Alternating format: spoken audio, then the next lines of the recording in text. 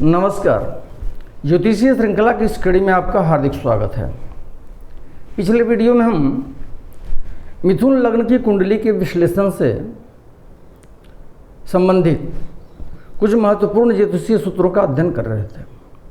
उसी क्रम में आगे बढ़ते हैं और कुछ और सूत्रों के बारे में जानते हैं जो हमें मिथुन लग्न की कुंडली के विश्लेषण में सहायक सिद्ध होते हैं। मिथुन लग्न वाले जातक के लिए यद्यपि द्वितीय भाव का स्वामी होने के कारण चंद्रमा को मार्केश होना चाहिए, किंतु वो मारक होता नहीं है।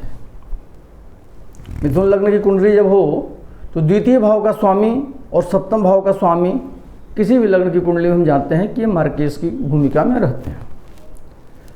तो मिथुन लग्न की कुंडली में द्वितीय भाव का स्वामी होने के कारण चंद्रमा को ही मार्केश होना चाहिए, लेकिन इस सूत्र में कहा जा रहा है कि यहाँ पे चंद्रमा मार्केश होता नहीं है। हाँ, चंद्रमा की दशा अंतर्दशा में कुछ परेशानियाँ आ सकती हैं, कुछ वैसी स्थिति पैदा हो सकती है, कठिनाइयाँ आ सकती हैं या शारीरिक परेशानियाँ आ सकती हैं।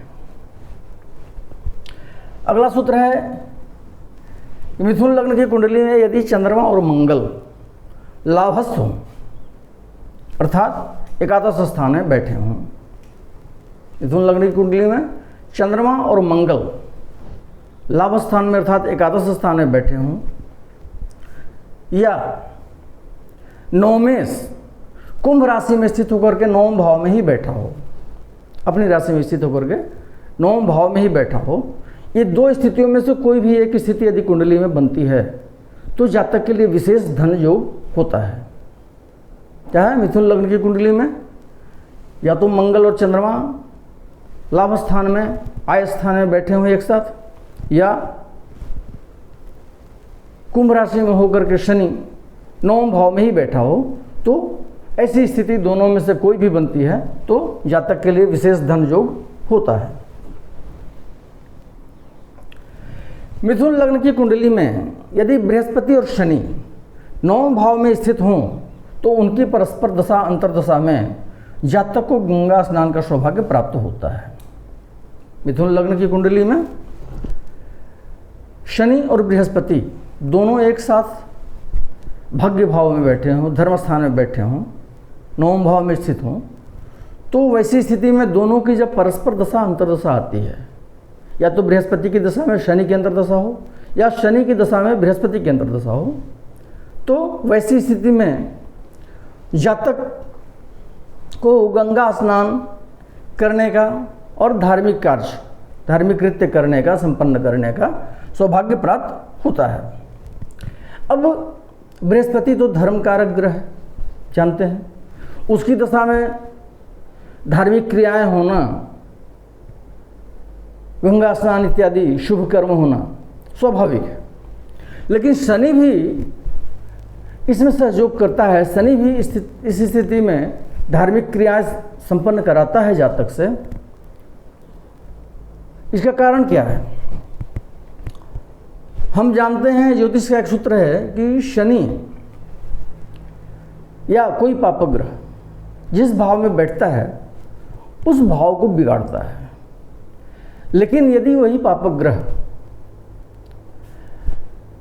जिस भाव का स्वामी है उसी भाव में बैठता है तो उस भाव को बिगाड़ता नहीं है, बल्कि उस भाव की वृद्धि करता है। तो चूंकि नवम भाव भाग्य स्थान है, धर्म स्थान है,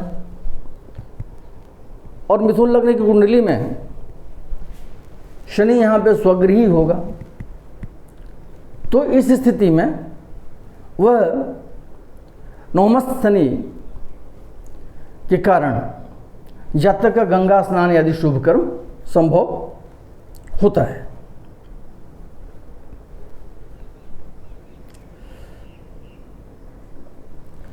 अगला सूत्र है, मिथुन लग्न की कुंडली में यदि मेष राशि में स्थित होकर बुध एकादश भाव में बैठा हो तो जातक का उसके बड़े भाई से विरोध होता है।